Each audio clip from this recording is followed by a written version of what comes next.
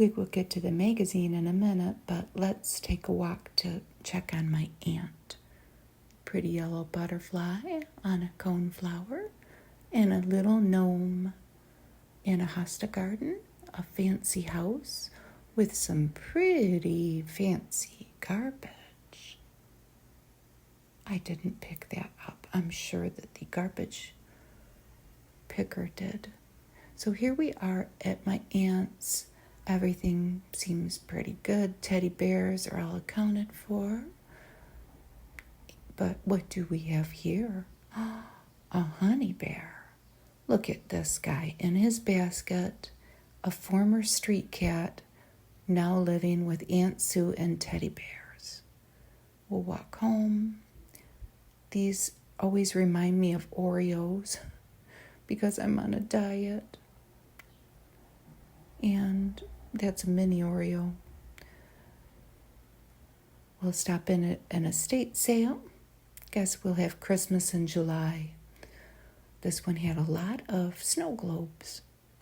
Always so many Christmas decorations at estate sales.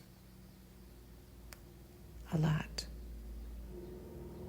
Angel, and then an angel in a snow globe.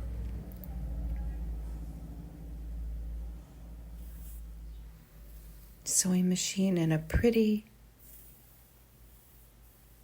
creation that someone made for their sewing table with a pin cushion and some spools of thread. Then this, I had to take a video of this paneling in the basement at this house. It was, I never want to forget it.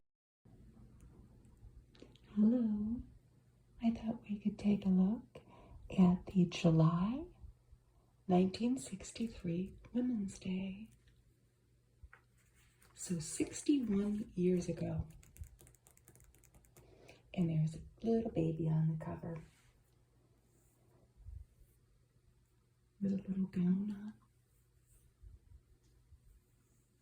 I have a lot of these old Women's Day magazines, and it is a very common theme that they have a child, a floral arrangement, or sometimes a cute puppy or kitten on the cover. Something eye-catching at probably the checkout counter during those times. And I had to laugh because, and this will be coming, this is August, but it's 1960. Look at this little guy. This one's coming, and this is in really nice shape compared to some of them, like this one. But we can certainly look at it anyway. So in this, come one, come all, come to the Danish Fair in California. Still goes on. We'll read all about it. One dish frankfurter meals.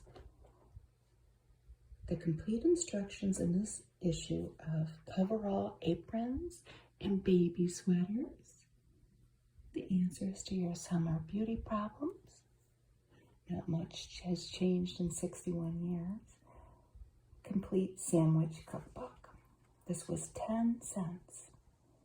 There's also a guide to the birds of America. It's very colorful, and we are going to look at all the birds. It's kind of in the middle.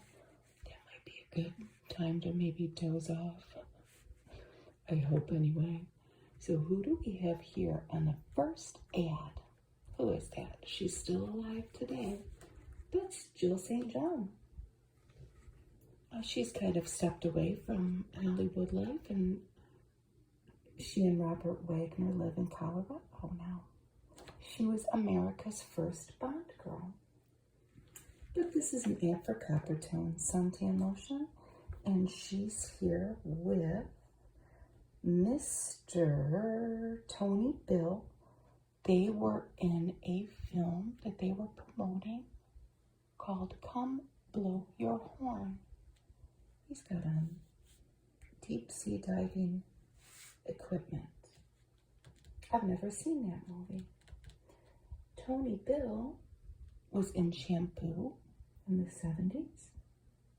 In 1975, he produced The Sting, and he went on to direct films in the 1980s and the 1990s. Okay, he's holding a piece of coral for her.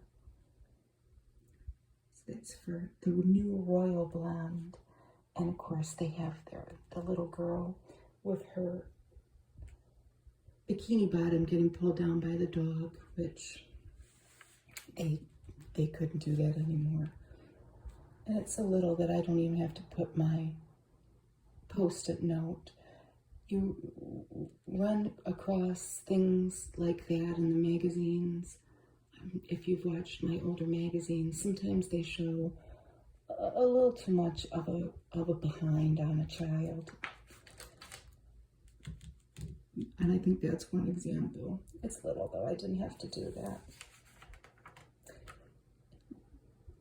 The third page of this magazine, so 1, 2, well, maybe the second if you don't count the cover, is a toothpaste ad.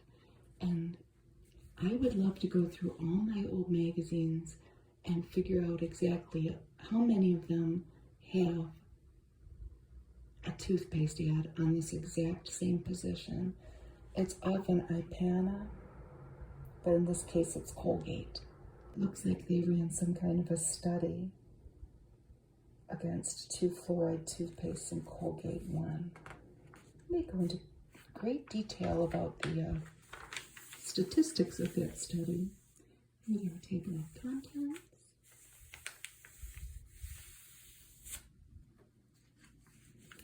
And an ad for Bell Telephone. Look at this lovely lady taking a break from her day. How to mix pleasure with busyness with a Y. Take a break and phone a friend. You've earned it. The house is spotless. The sink is potless. Now it's time to relax with a nice chat, unwind, and swap the news. Friendly calling is one of the greatest values of your telephone.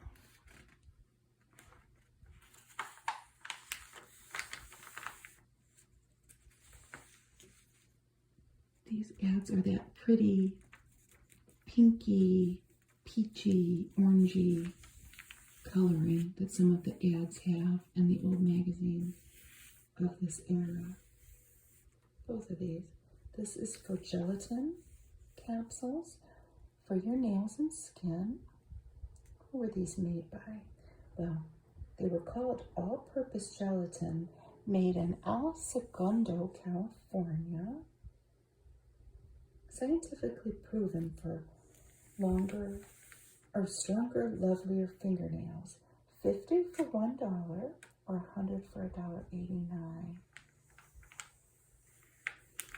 We have the neighbors section. I loved this one. I love them all, but writers could write a little, or readers, I'm sorry, the readers of the magazine could submit a tip, and if they published it, I don't know the exact details of this one, but they would give that person a couple dollars if they published it. But I love this one.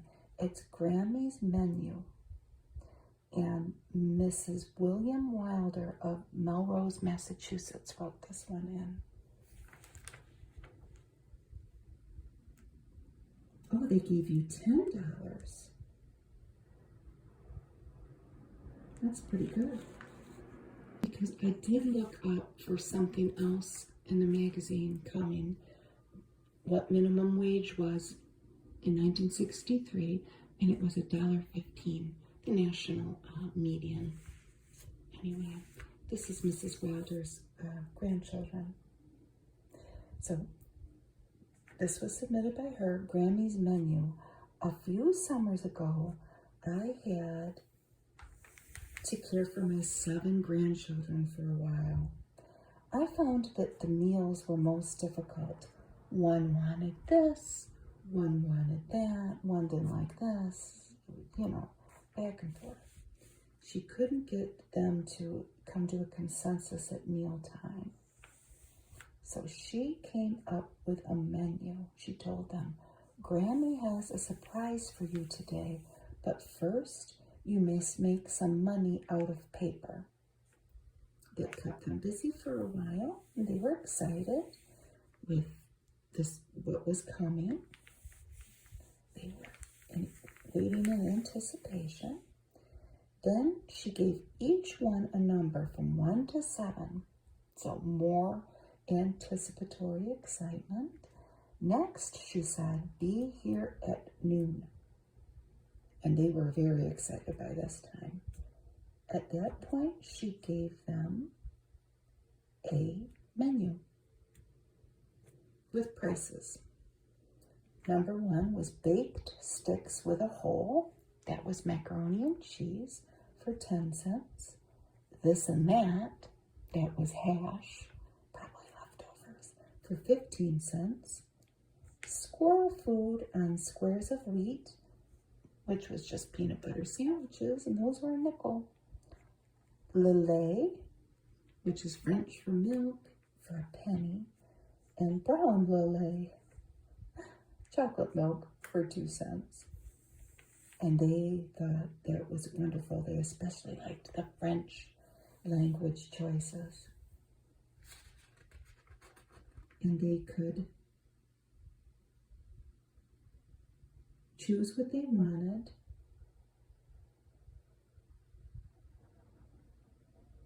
And pay for it with their money. And the excitement was enough to keep them from fighting over who was first and last.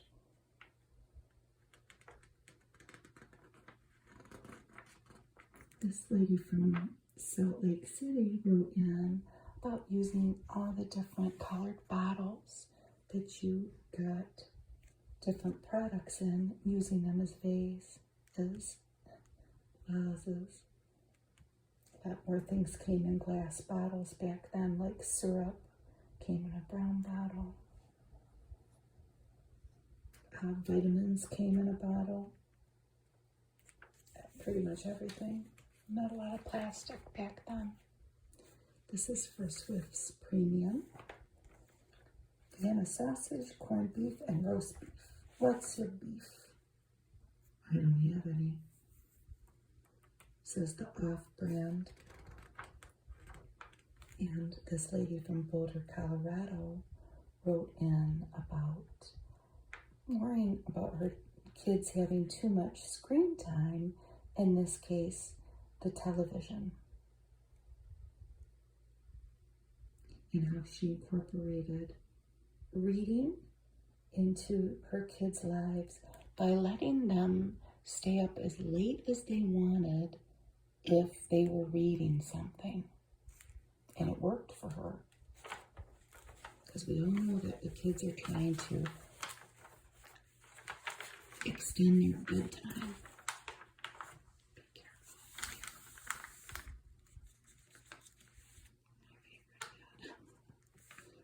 But this, that's okay, this thing's in rough shape. They look at these little kids with a, I don't know what that is. Is it a bunny rabbit or a guinea pig? This took place in Sacramento, California. I don't know how long it lasted, but they had a living library of little animals that children could take home. They could check the animal out of the Junior Museum through the Animal Lending Library. I don't know how long this lasted. They had rabbits, rats, hamsters, guinea pigs, lizards, turtles, and snakes. And they had to be 7 years old. They also had porcupines, owls, and skunks, but they were only lent to schools, and those animals had to live in a cage. I wonder how this went. I know that I don't know if they do this now because my kids never did this. I think my older son, who's in his 30s, asked me once if we could bring the class pet home. I don't know, do they still do that? But we usually had so many pet animals, dogs and cats, that, you know, if it was a hamster or something, my kids would know it wouldn't be a good idea. But I know in the 70s that my brother brought home the class pet, which was a chameleon. It was really little, and I'll just leave it at this. It's a sad story. We took it over Christmas vacation, and it didn't end well. I never did it. But I remember that was a big thing when I was in school, like who was going to take the guinea pig home. It seems like it was most usually a hamster or a mouse. But here we have the Wrigley's ad, the Wrigley's gum ad, and they always have a beautiful photo of interesting colors and a recipe. But this one's not a dessert. It's a summer sandwich. And it is pretty easy. Buttered rye with a great big mound of lettuce to give it a big look. Swiss cheese, chicken, bacon, tomato, and a hard-boiled egg. Now, garnish with olives. The dressing, oh, this sounds pretty good. Mayonnaise and some chili sauce. Or you could make it with Thousand Island dressing. This would go over very well at my house. I know we're a little late in the game because it's the end of July. July 4th is, well, it's nearly a month ago already. But there's a little quiz here. And it says for the 4th of July. It's not really about the 4th of July. It is about the American Revolution. Maybe you're not from the United States. I don't know, but stick with me for 5 minutes and we are going to learn a thing or two about the American Revolution, because I will let you know I'm the product of public school education and I have received very little higher education. There are 10 questions here. I only got one right, but I didn't feel so bad because I read all these to my younger son, who is also not highly educated, but he is a reader, and he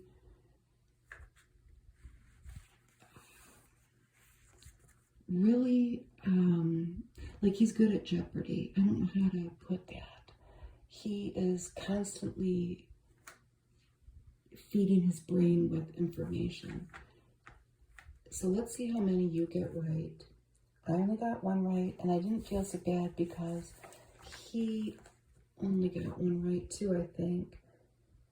Some of them are kind of meant to be trick questions, but let's get on with it. So number 1, the first incident of the Revolution occurred in June 1768 when British customs officers seized an illegal shipment of wine smuggled into the country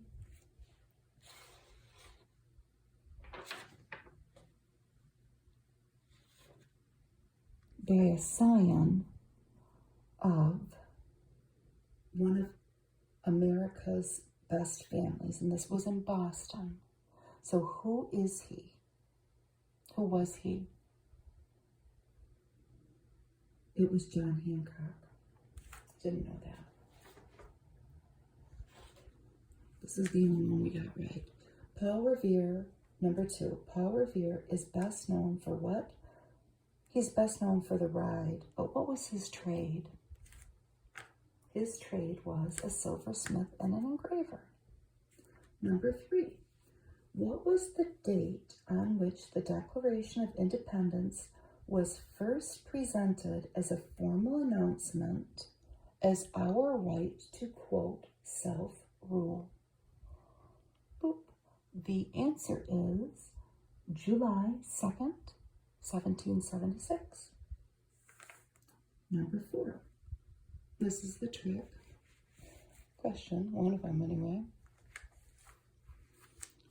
When did George Washington sign the Declaration of Independence? You can probably figure out where they're going with that one. He didn't. He never did. John Hancock was the first signer, and that was on August 2nd, 1776. So 1 month after it was presented. And that's where we get the expression John Hancock for your signature. And it speaks to the legibility of Mr. Hancock's signature on the Declaration of Independence. So, where was the famous Battle of Bunker Hill actually fought? Answer, Breed's Hill. Breed, like B-R-E-E-D, east of Bunker Hill. Number 6, who designed the American flag? Answer, Francis, with an I, so a man, Francis Hopkinson. The Betsy Ross story is kind of a myth. That seems like, the more I read on the internet, that it's something that people fight about, like to this day, and they probably have, ways that they can prove it. That might be, well, a lot of it might be up for discussion depending on who you're talking to, but that one definitely. But Francis Hopkinson is the name that they gave in this magazine. Okay, number 7. The British wore red and white uniforms during the Revolutionary War. What color did Washington's army wear? This is a trick. The answer is, you guessed it, the Americans had no uniforms except for officers. They could purchase their own, officer uniform. The volunteer army, they all wore their clothing that they got there with. Number 8, the name Benedict Arnold is synonymous with treachery. What happened to him after the discovery of his plot to capture West Point? My son thought that maybe he was hanged or something. This is pretty interesting. He wasn't. The English paid him about 6,000 pounds. They made him a brigadier in the British Army. He went to London, and he lived till a very ripe old age, but in London. Never knew that. Number 9, who was Peggy Shippen? She was Mrs. Benedict Arnold. The plot to capture West Point was developed between her and this guy named John Andre, to whom Arnold had delivered the plans. And last but not least, Washington once said he had seen his starved and freezing army eat every kind of horse food but hay during the war's most disastrous winter. Where was his army at the time? This is a trick question. It was not Valley Forge. It was in 1779, that winter, in Morristown, New Jersey. The Valley Forge winter was in 1777, and they say that it was not as harsh as that Morristown, New Jersey winter. I thought that was interesting.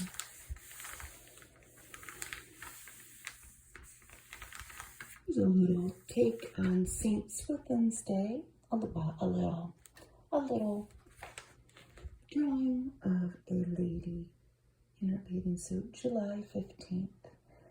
It is a British folklore origin holiday. It's pretty interesting. So they say that on July 15th, whatever the weather is that day, rainy or sunny, that will continue for 40 days and 40 nights afterwards. Saint Swithin was a British bishop, like in the 800s, the year 800s. It's like a weather prophecy. This is the poem. Saint Swithin's Day, if thou dost reign, for 40 days it will remain. Saint Swithin's Day, if thou be fair, for 40 days 'twill rain no more. It's cute. I've never heard of that. There's a little movie section down here, and they talk about movies changing, how Hollywood was trying some new things like 3D glasses, and that was kind of getting played out already. So they were kind of breaking away from Hollywood sets and going to exotic locales. And they mentioned the bridge on the River Kwai. We'll flip it in a minute and we'll talk more about the movies and the changes in the movies. But I want to talk about the Christmas card ads. Remember how we said the minimum wage was $1.15 for a quarter? You could send away for what they said was $2.75 worth of greeting cards, and they kind of showed them. You could kind of set up your own business for only a quarter. Please accept with our compliments this Christmas money coupon card. And they're saying that you could earn in your spare time $50 to $250. And this seems like it was a big thing. Look at all these locations: Chicago, Detroit, Minneapolis, LA, Denver, Colorado. I wonder if it ever worked out for any, I'm assuming housewives did it. That's certainly who they were marketing to. I always find that fascinating. I never knew anybody that sold greeting cards. It's a little before my time. I was born in the late 60s, but I'll have to ask my mom if she ever remembers that being a thing, because I run into it all the time in these old magazines. Look at this little guy, this Cocker Spaniel. Pard. Beef flavor, beef gravy. Made the way I'd make it myself, and he's at a butcher block table. How cute. And he's chopping up what looks like beef with a cleaver. There's Tippi Hedren. He's talking about how a lot of the stars were trying to get out of their contracts. Burt Lancaster, Kirk Douglas, Frank Sinatra. Because they were getting the travel itch to go to London and Paris and Rome, amongst other places, to go film these movies. Get away from Hollywood. Branch out a little bit. Lawrence of Arabia. And they talk about how it was kind of a groundbreaking thing when they filmed West Side Story to actually go to the streets of New York and use locals. There was resistance. They wanted to just film it in Hollywood. I love this ad for Morton Salt with a triangle piece of watermelon cut out. It looks very delicious. Any melon worth its salt is worth Morton. When it rains, it pours. And it's got the date of the magazine on there. July 1963. Chippets cookies by Nabisco. I don't know why this always looks so familiar to me. Not my husband, though. Seems like my mom bought that, but it wouldn't have been till the 70s. Here's our money-saving menus for July. Isn't it beautiful and colorful with daisies in yellow? Good eating on a budget. The recipe of the month was, drumroll, shrimp salad on cheese toast. Yeah, they might go for that here. Maybe. Here's James Reed Parker's article. It was called Small World, and it was always usually talking about family life. In this case, they're away at a summer residence, lucky them, and a very shy nephew comes to spend the whole summer with them, and he falls in love with the town's most extroverted, popular girl, and how he changes. It's a cute little story, it always is. There's our obligatory, this magazine is peppered with them, feminine products. It's Modest, and she is all decked out in a beautiful gown and gloves that go over her elbows, but she doesn't have to worry about anything. She's wearing Modest. Here's another story, well, feature, let's call it, by Faith Baldwin, The Open Door, that occurred monthly in Women's Day magazines. And she talks about the circus, and she makes comparisons to going to a circus under the big top in those times. She compares that to life's daily circus. She was a very good writer. And she spent her summers as a child on an island off New York. What was it called? She spent her summers in Shelter Island, and the circus would come to Greenport, and they would take the ferry there. The Open Door. I never took my kids to the circus. I always found the circus kind of, like the way they treat the animals. I mean, I didn't know how my kids might take that, especially the younger one. My sister-in-law did take my older son, though, and I know they all rode an elephant. I just never knew how I would feel about that. And I've never been to a circus. But Faith had some very fond memories of the circus. And I wonder what the circus was like in the 60s.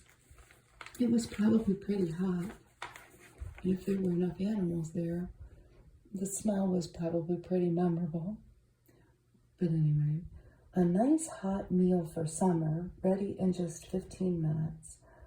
Here's my beloved Kraft tangy Italian-style spaghetti dinner that I don't think they make anymore. My mom never made this, and I feel so neglected. She made that. But she never made the powdered macaroni and cheese sauce. She would buy the one that had the creamy sauce in the packet. Looks good, though. It's a pretty ad. Very colorful. Is the date on it? Nope. Here's Mrs. Dan Gerber with 3 nice ways to make babies blossom. She would have ads and then tips for baby raising mixed in with the ads. They had Gerber strained egg yolk as a new product, mixed fruit juice, sounds good, and some type of baby formula, Modulac. Here's Roland Brown for Better Gardens. And he talks about watering your plants with a soaker hose in one case. I think he had to make his own soaker hose. You can go buy one now. The hose with the boop, boop, boop, boop, boop, little pinholes in it. It looks like his wife here, she's giving the plant the finger test to see how dry it is. She's getting her yoga in too, isn't she? But like a person, a plant is composed mainly of water, which is a hark back to our common original environment, the sea. The searing heat of summer imposes a considerable amount of strain on most plants. And it hasn't been a challenge for us here in Michigan the past few days maybe, but we've gotten a lot of rain. It has not been a challenge so much. Keeping anything watered. Things in pots dry out quickly. You have to stay on top of that. I think they did make soaker hoses. I might be jumping the gun on that. It sounds like he had a partner who was very in tune to what the plants needed, though. It's always nice to have somebody share the workload and make things beautiful. Here's more Gerber ads. There's a baby. All the different cereals. And that is what the food jars looked like. Yeah, looks like a little newborn. He's not ready for food yet. It's a cool old Tupperware ad. The top part, even though this magazine's 61 years old, I can relate to each and every one of these primitive ways to cover up your leftovers. I think if we went down in the refrigerator now, we might find an example of at least half of these. Especially that one. I don't know about a brown bag, but you get the picture. If it's worth keeping, keep it in Tupperware. Look at all of that cool old Tupperware. I want it all. Tupperware was out of Orlando, Florida. I love seeing that. So here is the Danish Days celebration. And it is in Solvang. I'm saying it right. Solvang in Southern California.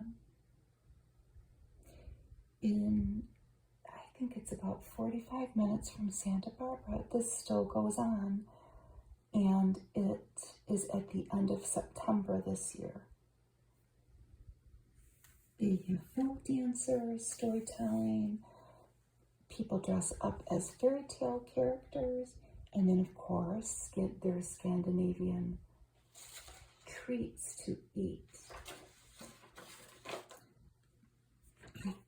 In the early in around 1905, some Danish settlers came and made a community there to farm mainly. And Solvang, if I'm saying it right, it means sunny field. But we get to see some pictures. Obviously, this was from a long time ago. The population is about 6,000 now in that town. All these different things you could go see. A silversmith. They would sing their traditional folk songs, put on little plays, pony cart ride. Look at somebody's dressed up like the Little Mermaid. and all in traditional dress.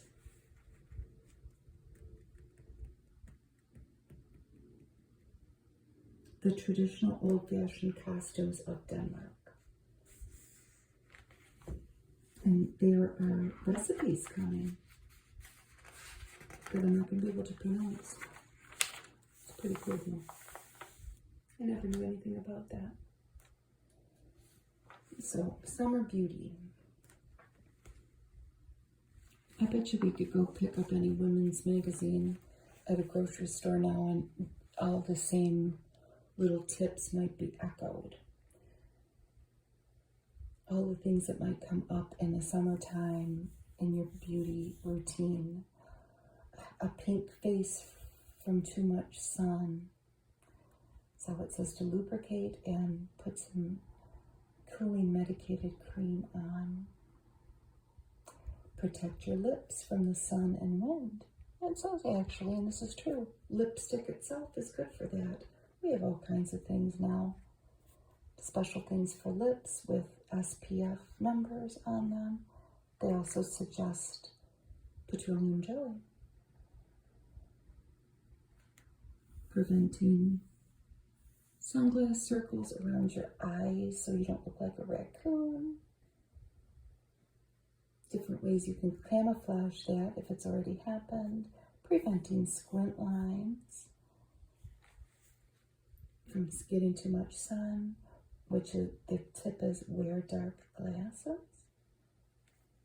And use waterproof makeup if you're swimming, so you can keep your same pretty look. So who do we have here? We have 1, 2, 3, 4, 5, 6 aprons that we will see the patterns for pretty soon as we flip through.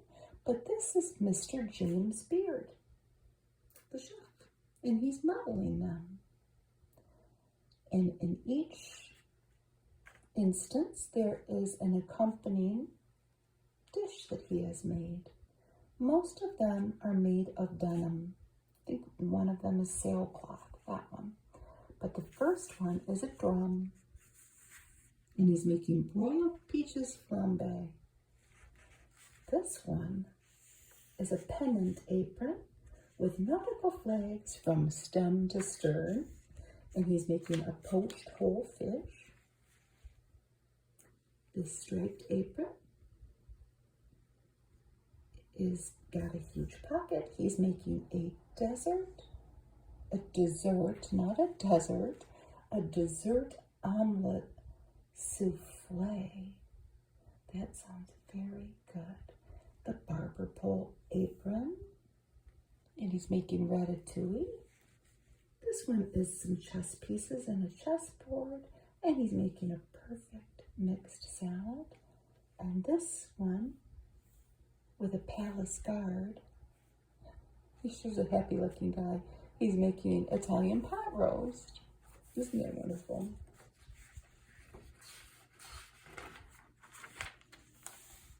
Everybody's favorite dessert, ice cream. A couple of these look delicious. This one, though, in particular, I don't know about that one. I don't like the color there. It looks kind of like split pea soup in a cantaloupe. But it's a beautiful photo with the dishes. This is minted orange melon cup.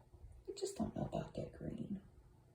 I might be judging too harshly. I probably would eat this whole thing even if somebody made it for me. I know I would.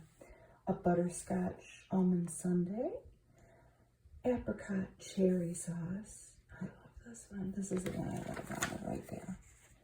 The shadow ice cream mold. I might want that one too.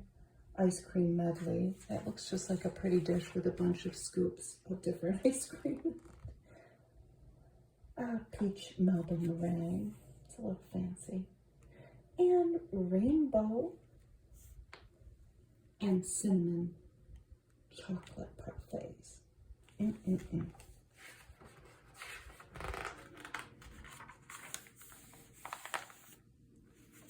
My husband, he loves hot dogs too much, and they're calling them frankfurters. Is there a difference? I don't know. I live in Michigan, so we have a Coney Island pretty much within every mile. There's a Coney Island.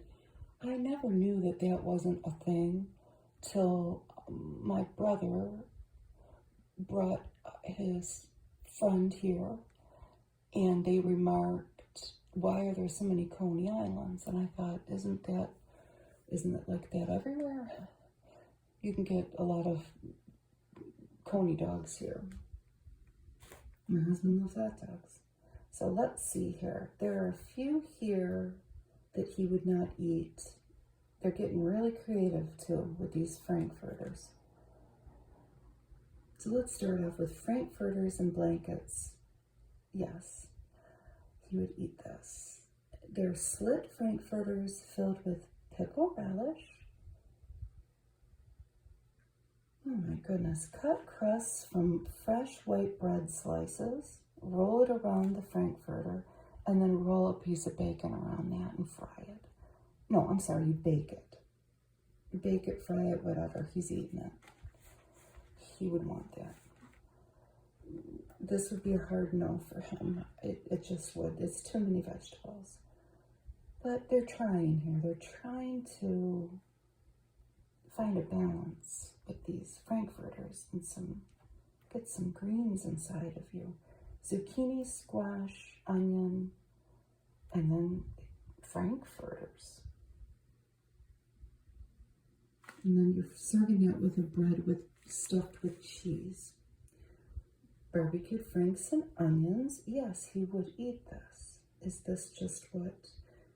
Okay, so small frankfurters. A lot of all of these recipes start with frying the frankfurters in butter. I mean, how's that not going to be good? So, yes. Frankfurters fried in butter, barbecue sauce with onions, and then put it with noodles. He would, yes, that's yes. Frank bean salad. No, he would not eat this. White and red kidney beans, chickpeas, vinegar, oil, some scallions as like the dressing, green pepper, celery, and then put fried frankfurters on top. He would eat the hot dogs and he would leave the beans. Cabbage frankfurter rolls. He would not eat this. And they're really stretching it here. They're coring a head of cabbage, boiling the cabbage, like you're making stuffed cabbage, but you're putting a frankfurter on each leaf and rolling it. And they're serving it atop Spanish rice. That would be, he would eat that. Glazed frankfurters, this, I would say yes. He would eat a frankfurter glazed with anything. And in this instance, they have soy sauce and honey. That sounds pretty good. This, I don't know. Frank potato chowder. They're using a box scalloped potato mix. Yeah, so far so good. The one box of frozen mixed vegetables. That's where we would go wrong with my Jimmy, my husband. No. He would probably eat hot dogs mixed in scalloped potatoes. This, yes, he would eat all of these. So, what is this? It's a split frankfurter with cheese, and you're spreading it with prepared mustard and baking them. Yes. Mexican franks and eggs. I would say no. They have taken these frankfurters and split them and then brown them in butter. They look like kind of like snakes though, don't they? And then it's just scrambled eggs with peppers. He would not eat that. Frankfurter succotash, nope. This has got corn and lima beans. He might if it wasn't all mixed together. And he would eat that. That's just macaroni and cheese with Franks on it. And they do a beautiful job in the photos. How they've incorporated at least a fruit or a vegetable, usually somewhere along the line, some strawberries and tomatoes. They tried. So here is our sandwich cookbook. And to get us started, this is the only color photo of a sandwich, and it's a hero. Genoa salami, a pickled sweet pepper, Swiss cheese, tomatoes, and olives on crusty bread. How could that not be good? I have a lot of these magazines, and they were well used. I think that they were from somebody's beauty shop in Chicago. They came from one man. They were his mother's, but a lot of these cookbooks are out of the Women's Days. So I don't often get to see them, but this one's intact, which is cool. We're not gonna go through every sandwich, although I have to say every single one of them sounds pretty good, but the drawings are pretty cool. Like that guy.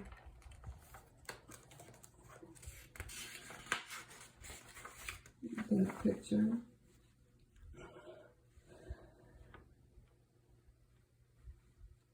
They're pretty basic. Some of them are like hamburgers, like a tuna burger.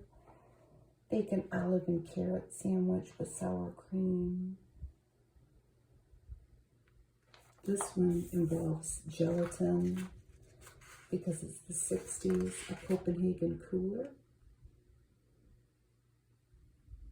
Toast, deviled ham, and gelatin. No. The rest of them seem all right. Cream cheese, carrot, and raisin sandwich. This one, roast beef forever, it says. The drawings are really cool. Curried egg sandwich. I don't know about that. Rolled sandwiches. I was just thrilled to see an intact little cookbook thing. And here's our baby sweaters from the needlework department.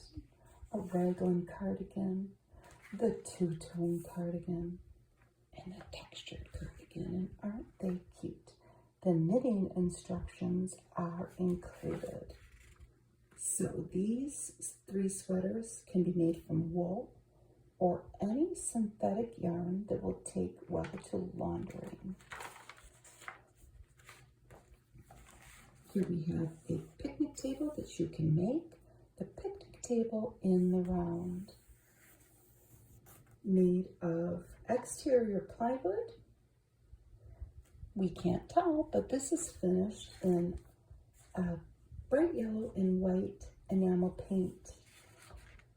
To get the pattern for this, towards the end of the magazine, there is a little coupon to fill out, and you would send 35 cents, I think, to a P.O. box in Greenwich, Connecticut, and they would send you the pattern. You wouldn't call them a blueprint. The step-by-step instructions to make these. Isn't that cool? This is by Jean Hersey. Walk into a new world. We see a couple walking through the country. There are infinite discoveries to be made on a walk through the countryside. And they chronicle their walks through different countries. They've been lucky to go through the Swiss Alps. And they talk about walking with no purpose and the powerful mind-clearing energy that has. And I'm always astonished by it, because I do walk every day, and I can find a million excuses not to, but I made a very mindful attempt, and it was successful, to gauge my mindset the minute I start walking till it takes me about an hour. Well, sometimes I check on my aunt that lives on the next street from me. That can add on whatever, but your mind does get cleared, at least mine does. And how simple is that? That I can do like a reboot. I'm very thankful for it. And it's very easy to brush it off. Like, it's not important. I don't need to walk today. I'm just going to sit and watch TV or work more. It's not. It's important to get out there if you can. This is a very sad story. So, and I think it's the only, like, short story. Normally these older magazines are filled with them. Books were more expensive back then. This is The Child, and it's a story by Valerie Watkinson. Look at this little guy. He's on a beach. He's got on a sailor hat. And it looks like he's got a sword with a skull and crossbones. And this little guy is Pete. I will just read you the one line that they have made bigger to drag the reader in. Let me see a couple off to the side. He watched his father walking with the beautiful lady. She was no longer a beautiful lady, all silver and blue. He hated her. It's not such a nice story. It's about these people who bring their children, I think 3 couples, to a beach home for a little vacation, but it sounds like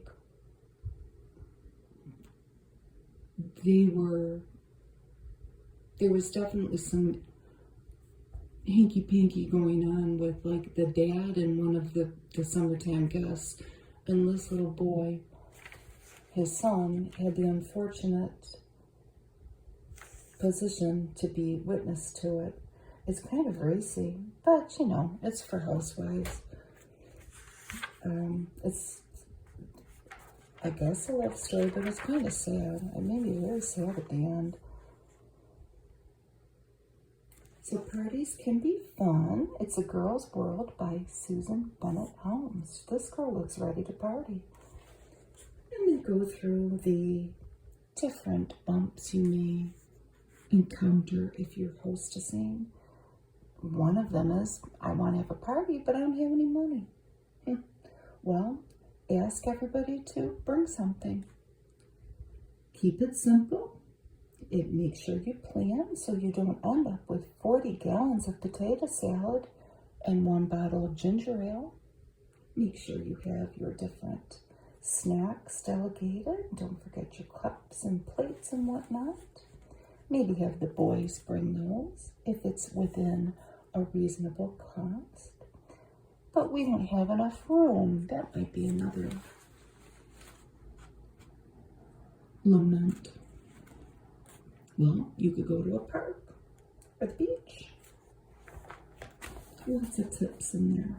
Here we have our Birds of America with some beautiful illustrations by Ms. Marie Nonest, and she is pictured at the back of the magazine. Common loon, a horned grebe, aren't they beautiful? A pied-billed grebe, brown pelican, gannet, double-crested cormorant. Look at, he's kind of scary looking. A green heron, an anhinga, great blue heron.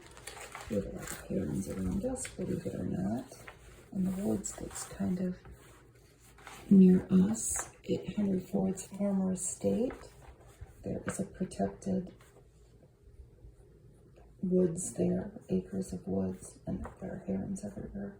A common egret, a snowy egret, black-crowned night heron, American bittern, wood ibis, and he's got a frog in his mouth.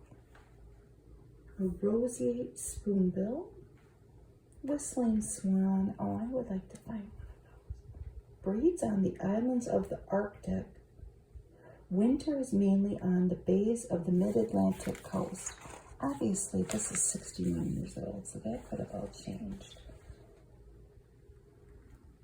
A Canada goose with his boop, boop, boop.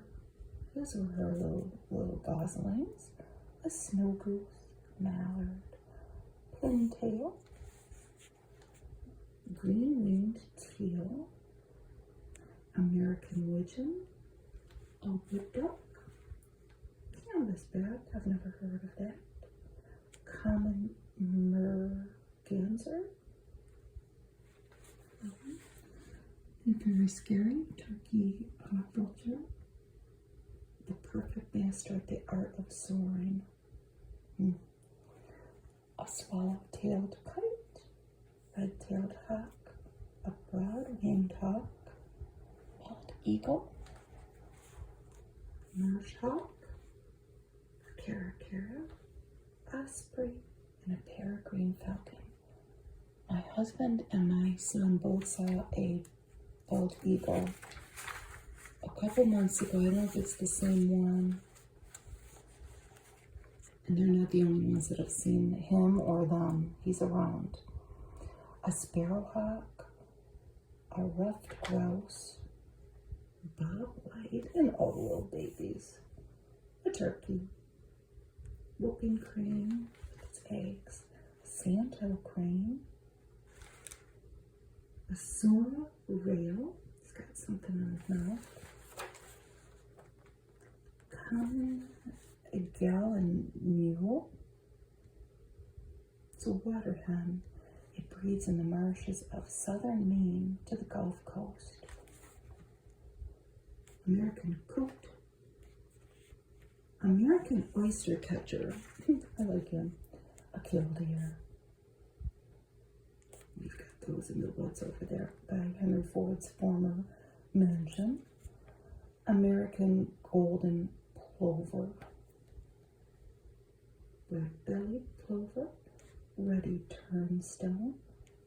American woodcock. Common snipe. And a warbird. Oh, look at the baby. Cute. Spotted sandpiper, a willet, a greater yellow legs. I have to take this over to my aunt's and show it to her. She'd love this. A marbled godwit. I've never heard of a godwit. It breeds on the prairie from Alberta to South Dakota. Is it not in my area, I wonder? A sanderling, a herring gull, a great black-backed gull, ring-billed gull, and a laughing gull. I wonder what's just a regular seagull. Yeah? I don't know. Maybe it's all of them. Maybe they're interbreeding too. A common tern, a royal tern, a black skimmer, Caspian tern. It's the largest of our terns. Breeds locally on inland lakes as well as along the Gulf Coast.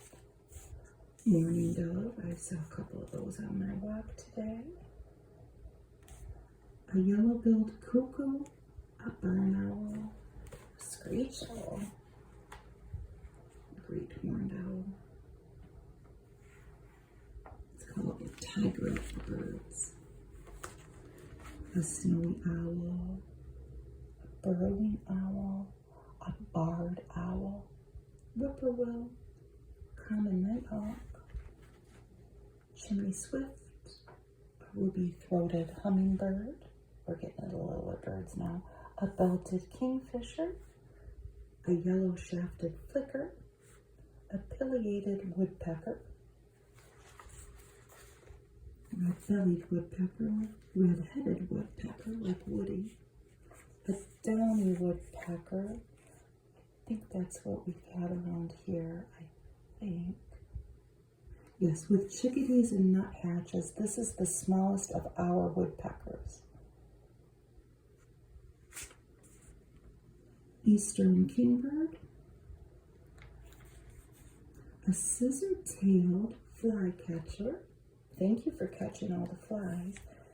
They live in Texas, Oklahoma, Kansas, and Nebraska.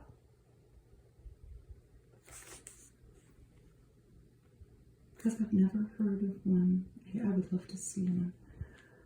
There's a great crested flycatcher, eastern phoebe, eastern wood pewee, a horned lark, tree swallow, a bank swallow. Told you we were going to look at all of them. They're pretty though. Barn swallow, a purple martin with his purple martin house, blue jay, common crow, black-capped chickadee, tufted titmouse, white-breasted nuthatch, a house wren, a Carolina wren, the largest of the eastern wrens, mockingbird, catbird, brown thrasher,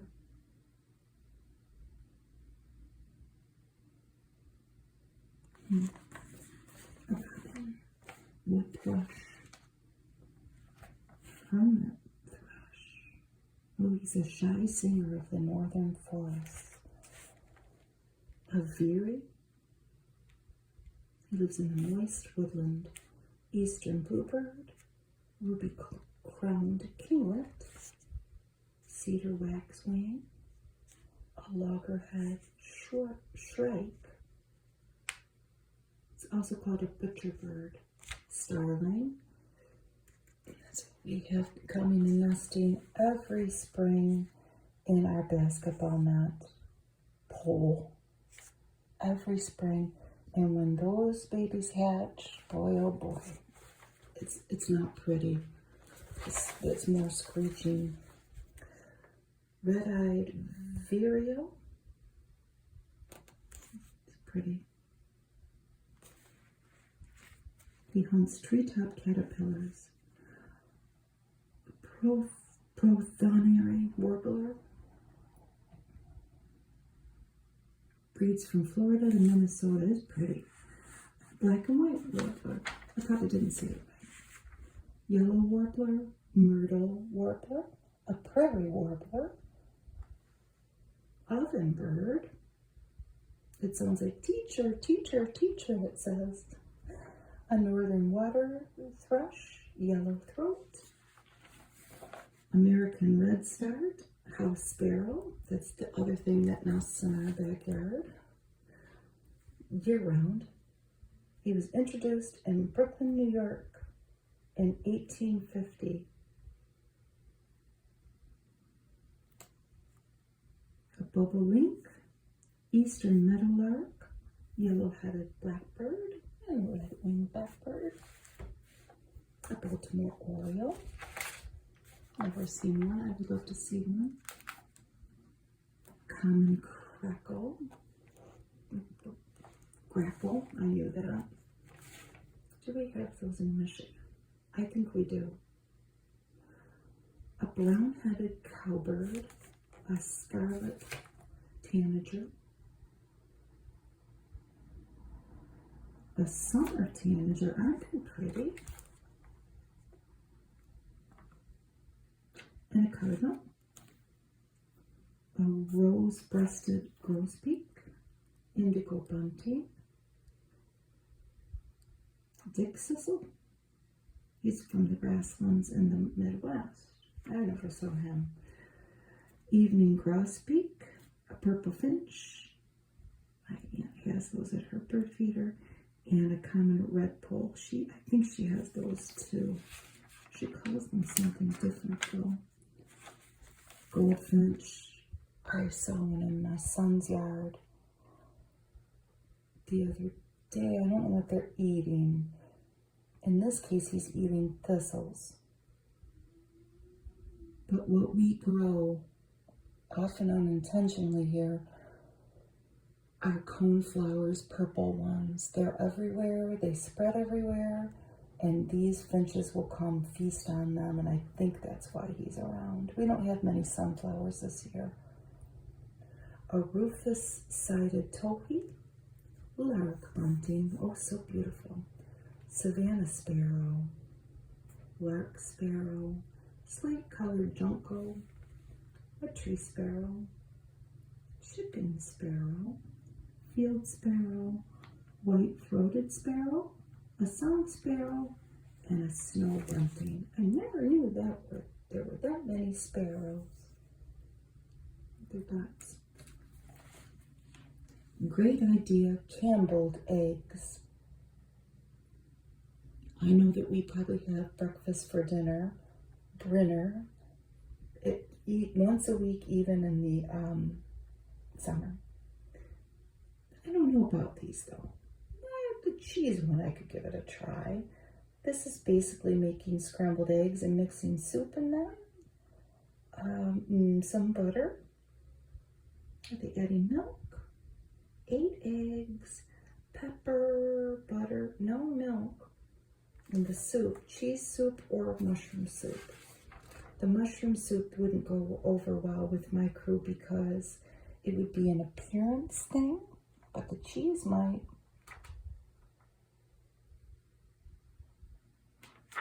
The cheese soup might.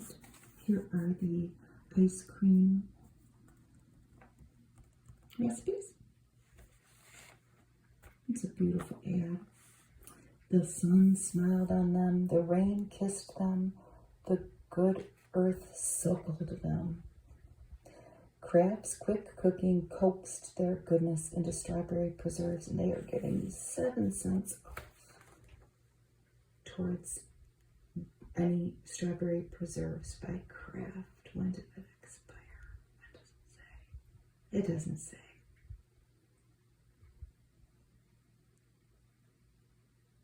And that's all right. I love the ad. They're in a copper dish. It's very pretty. The continuations of our stories. I may be making this green beans grotto. I've been looking at this magazine for a while, flipping through, reading the stories, amongst others, but I have a whole bunch of canned green beans. It's a long story, but I have a lot, and there's only so much you can do with them after a little while. But I saw this and I thought this might go over well with my crew. I don't think I would make a whole chicken like that, but you could just make chicken. So you're draining these beans. Oh, well, how could it not be good? Slowly fry, chopped onion and butter till the onions are tender. Okay, now it's going to get complicated. Put some of the bean liquid into that onion with sugar, vinegar, and cornstarch. No, they lost me. I'm revealing how incredibly lazy I am. I thought it was just, I actually thought it was bacon in there because I know my sons and my husband, even though my sons are adults, they do still often eat here. If I put bacon in green beans, my green bean problem will be solved. And I don't have any cornstarch. I had some, but I gave it away.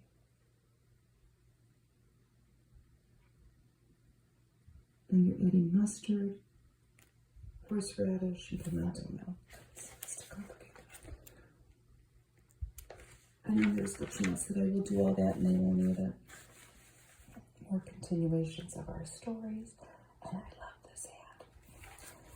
So we have a bunch of Kraft cheeses. We have a lot of Kraft products in this magazine, don't we? So on Monday, they're showing a piece of bread, like an open-faced sandwich idea for each day of the week. And the days of the week are in different languages, which is cool. Monday is in English for American cheese. So, no, it's not. It's cheddar cheese. Was American cheese even invented yet? So this is sharp natural on rye with Miracle Whip, lettuce, and a pepper.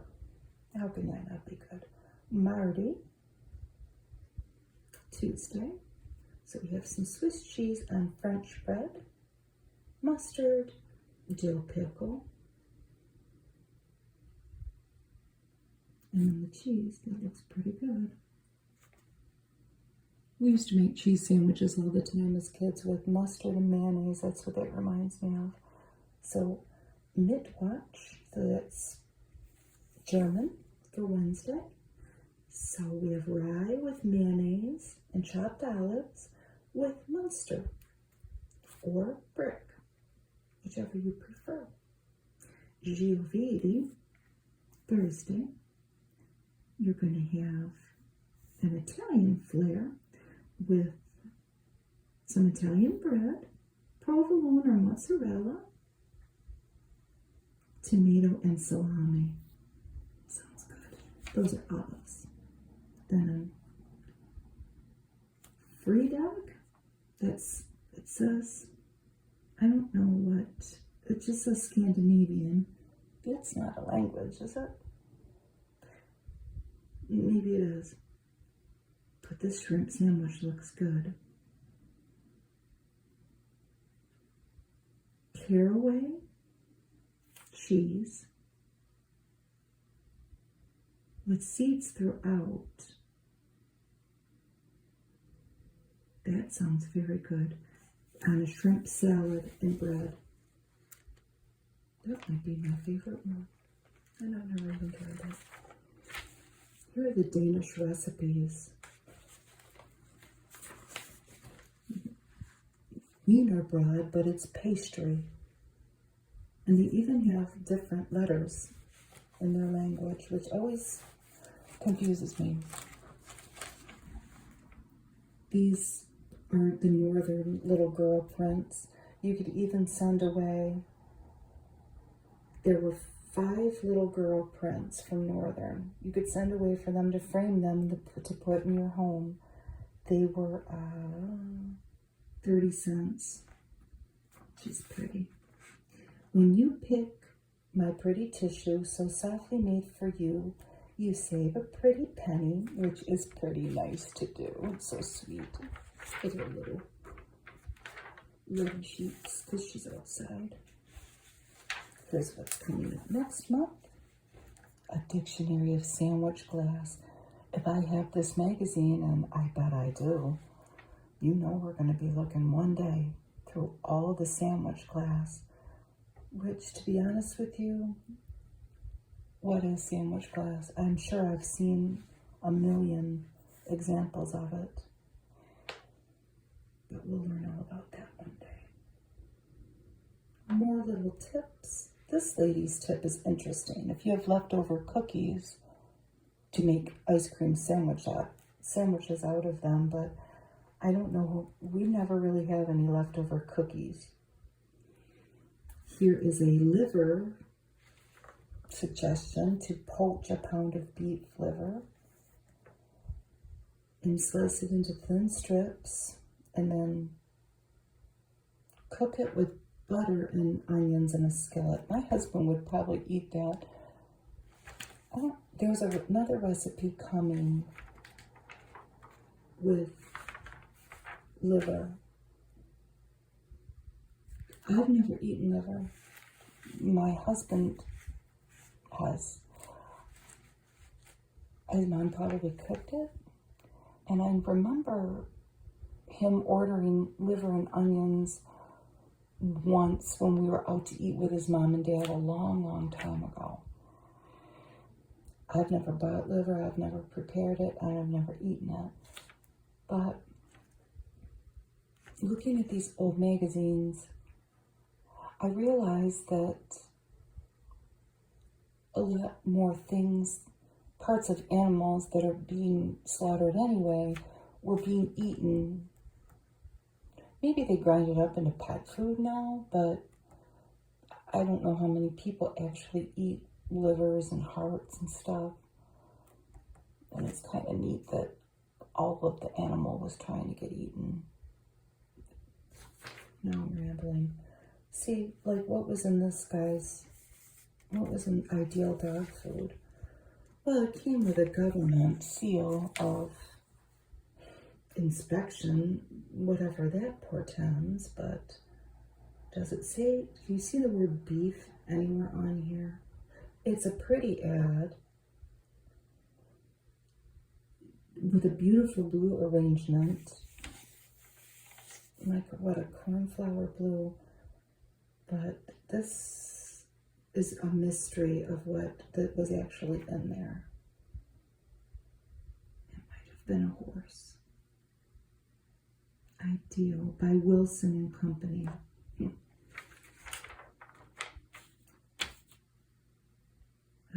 Sanitary napkin. This was by Scott's. That's the first one on me. From the Scott Paper Company. Here's the patterns for the aprons. Knights of Columbus Act. Does science prove the Bible wrong? You could send away for a free booklet discussing that. This was going to St. Louis, Missouri. And it says, send for her pamphlet. No one will call you. Well, you're not giving your phone number, so I don't think that they would, unless they really wanted to track you down. For Pure Flavor, Knee High, which was a product of the Royal Crown Cola Company. Answers to our quiz. Lowry's on This Is Great. Same year, we had the most delicious corn on the cob yesterday. It was wonderful. It was a food rescue. Red cabbage for our Danish recipe. Potatoes fried in sugar. I don't know about that, but lemon snow sure sounds good. Gelatin, lemon and orange juice, heavy cream, sugar, eggs. Sounds wonderful. And there was another liver recipe. Here's Poor Peggy before Mito, and then Charming Peggy after. I wonder how much caffeine it had in it. Maybe it still does. You could send away for a 32-page book. Wow. About menstrual distress. But don't worry, they're going to send it to you in a plain wrapper. To be discreet. Mother's apple cake sounds delicious on our Danish recipes, but rolled meat, that sounds a little vague. Veal or lamb breast, it's not that bad. Parsley, salt, onion powder, pepper, and then cloves and allspice. There are more forms, which were a germicidal deodorant for ladies, for married ladies. Okay. You could also send away for a booklet for that. Look at those pretty earrings by Sarah Coventry in New York. Cashmere bouquet talc underneath your girdle.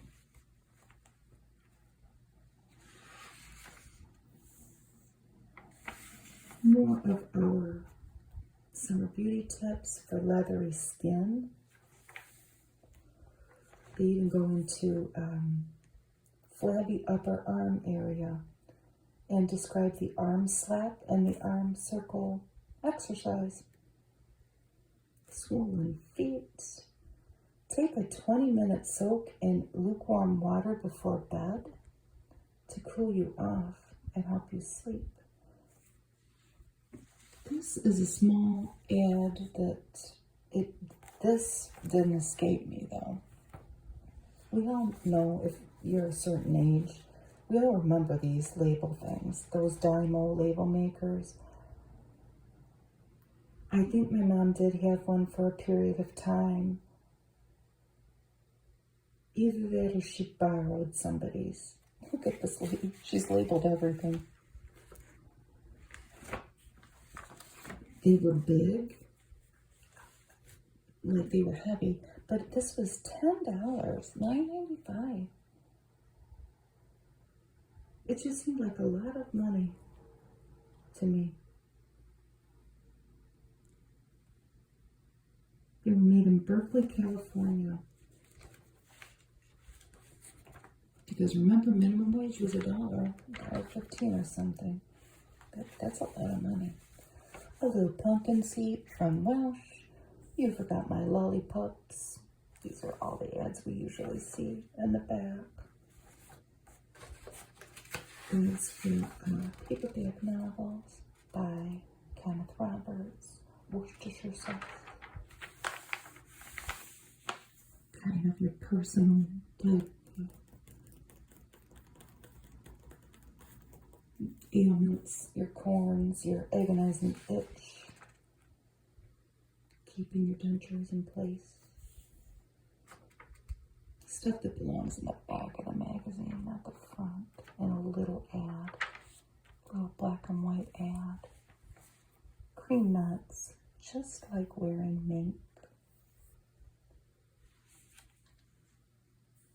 Could send away for some of the books in their Women's Day library for a dime. Working with concrete, how to knit, how to work with foam rubber, amongst others. Wax text sandwich bags, some chicken eggs in it.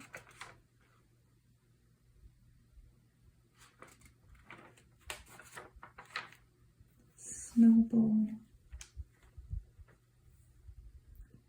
As a nurse or a mother, you cannot risk varicose veins.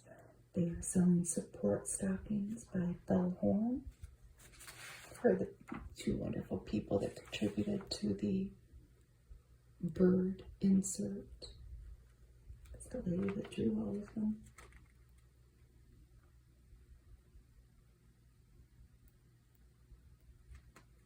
I love it.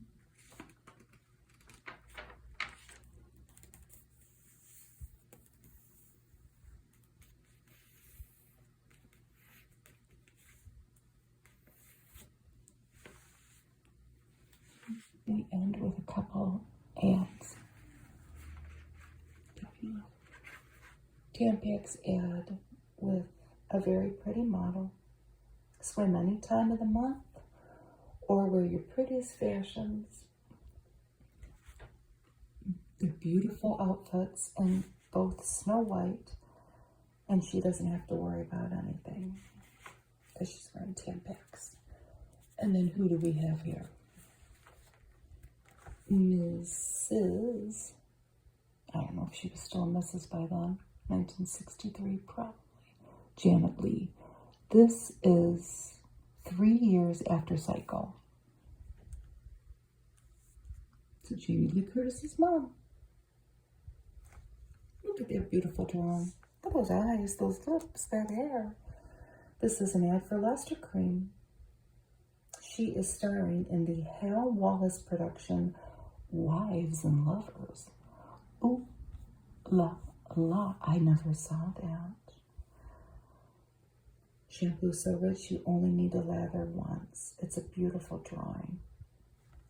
Who made Luster Cream? I don't know.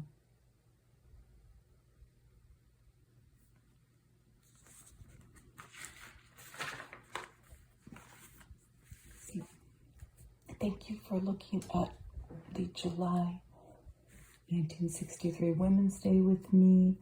I hope you have a wonderful rest of your day or evening. Bye.